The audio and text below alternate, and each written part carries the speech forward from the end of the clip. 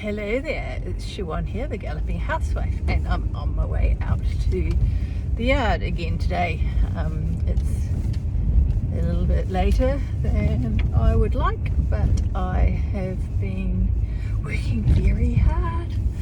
I'm just in the process of getting myself a little bit ahead.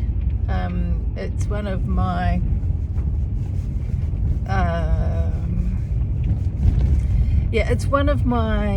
I guess coping mechanism strategies. It's just one of the things that one of the ways that I operate is by having is procrastinating. Like, I put things up to the last, and I know that I can operate then at a very good level. I'm really efficient, I'm really quick, I get shit done, and the stuff that I put out is really good, but it's no good for my head, it's no good for my soul, it's no good to, I feel really constantly on edge, constantly, if something goes wrong, I'm going to be fucked.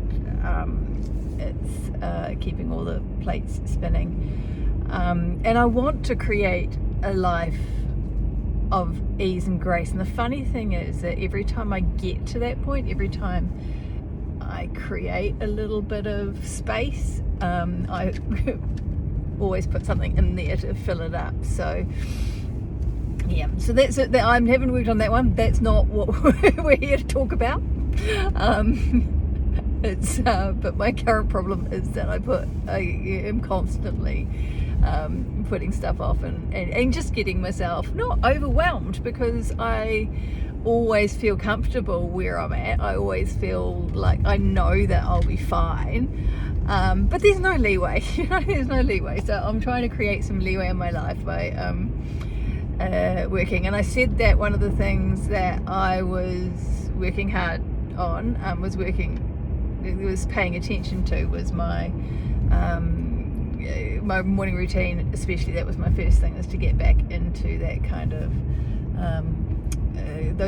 rebuild those habits that I have in the morning of waking up and doing the stuff that I know helps me operate better, and then doing the work that I need to do, and that's kind of being my focus. And for the whole 2 days that I've had since I decided to kick myself up the arse and put some, make it effortless, not effort none,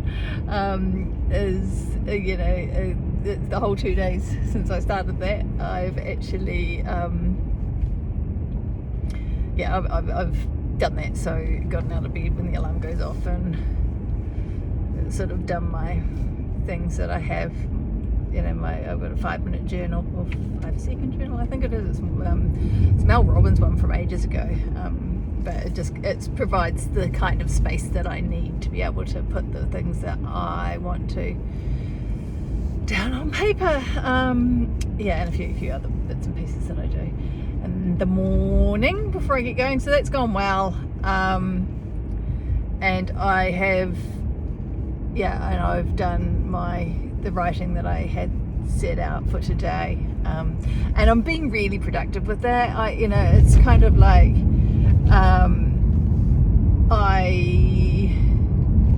I do sort of under-eagered a bit, like I kind of we're designed to be humble. We don't sort of put ourselves up there, but for me, a ordinary writing day is somewhere in the vicinity of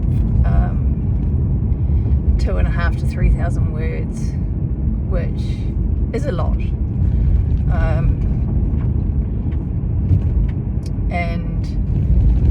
So that's kind of, well, no, actually it'd be more than that. It probably is about 2,500 to 3,000 words, and it's so I do that most days, and it's all content that I use. This is not stuff that I then discard or I go back and overread it. It's stuff that will come out near enough to the finished product for me to be able to utilise. So yeah, so I've been doing some writing this morning, yeah, and just generally catching up on a few things. I had a few sort of boring admin stuff bits to do as well, and catching up with a friend in the States, well, sending a couple of messages with a friend in the States whose birthday it is today, and making sure my really good friend with COVID is still alive, which she is, and her husband is as well. So it's good news so far. Yeah, but just heading out to the farm, going to ride. It's supposed to come in a bit stormy tomorrow, so taking the chance today. Got out there yesterday, rode them both, and the yard that I'm at, they have a young eventer, and they'd put out a whole lot of poles. So did some pole work with Percy, which was fascinating. It's like Percy, as soon as he sees a rail, even if it's on the ground, it's got to be attacked. It's got to go. You got to go full speed. So yeah, we did a little bit of work with him, just like not taking over and being a complete dick about it, and which went reasonably well. And I rode Mitch, and I just flattered Mitch, and I thought, oh, I'll just walk him over a pole. I don't even know if he's done any poles at all in the past. Yeah, I don't think he was prepped for this. I know that they wanted to keep him as a stallion, but I don't think he did any of his licensing because he never grew, so they just never bothered. They never bothered doing that sort of stuff. So I really don't know whether he's ever stepped over a pole before. And I have to say that going on yesterday's evidence, I would say that's no, because he was like, I can't. And it wasn't that he was afraid of it.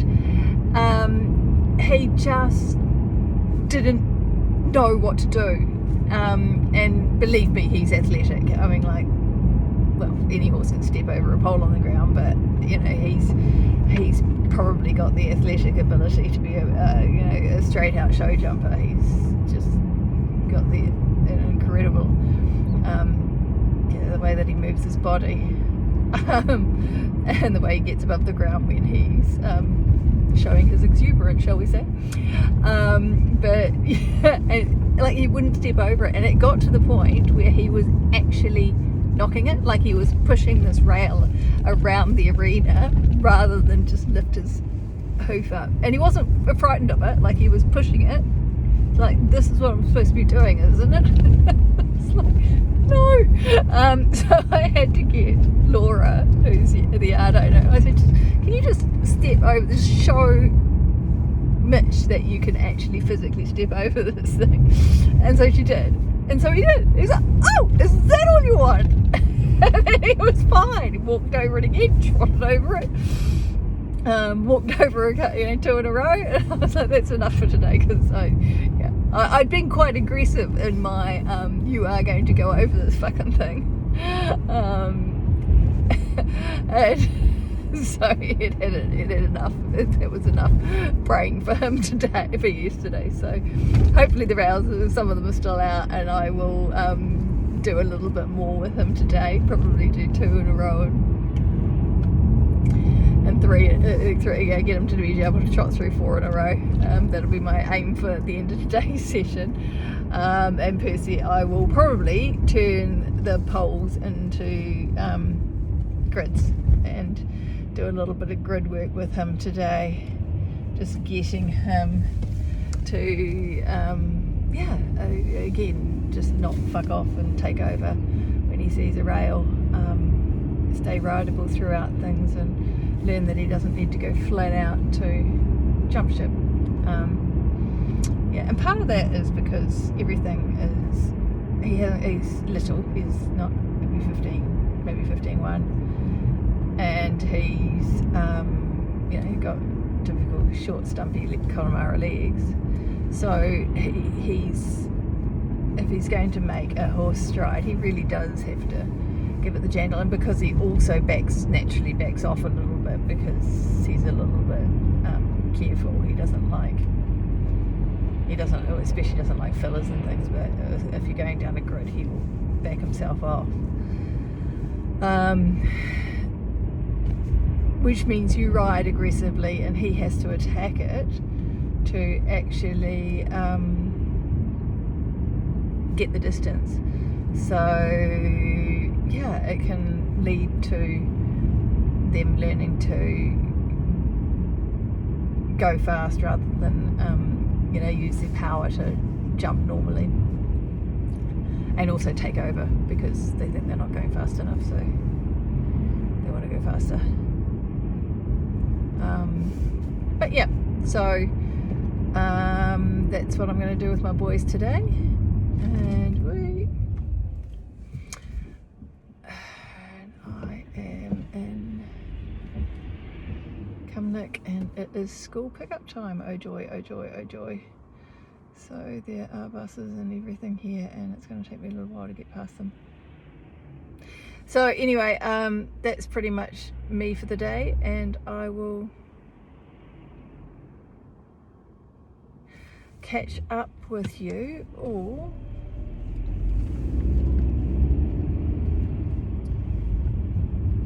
tomorrow on my way back out. Oh yeah, no, maybe not. If it's the weather forecast, one forecast is telling us it's going to snow tomorrow. I think they might be a bit ambitious, but it is Scotland and it is March still, so for 2 more days, so you never can tell. Right, I will catch you later then. Bye.